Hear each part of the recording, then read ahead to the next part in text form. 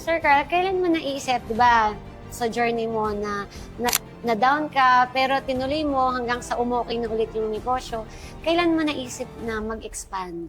Palakihin na talaga yung negosyo mo, kahit yung ibang tao hindi naniniwala sa'yo. Yes, ito na yung time na, di ba, nagba-buy and sell kami. May mga tao na ako, may mga gumagawa na ng billiard table, nagre-repaint.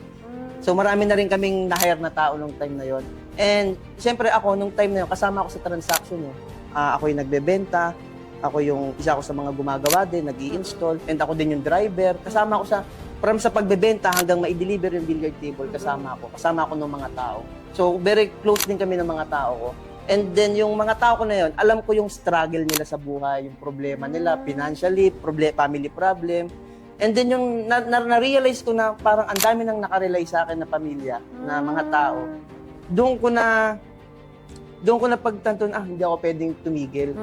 Hindi pwedeng stable lang, hindi pwedeng buy and sell lang. Kasi Miss Joyce, alam mo ang business, pag tinarget mo na stable yan, pabagsak yan. Yeah. Dapat ang business, nag-i-improve yan, lumalaki yan. So doon ko napili na kailangan ko i-expand yung business na to para hindi mawalan ng trabaho tong mga tao na to. And nakita ko na parang hindi lang sarili mo yung iniisip mo. Yes. Diba? Kasi kung inisip mo yung sarili mo, okay na ako eh. Yes. Kumikita na, okay na yung negosyo, stable na.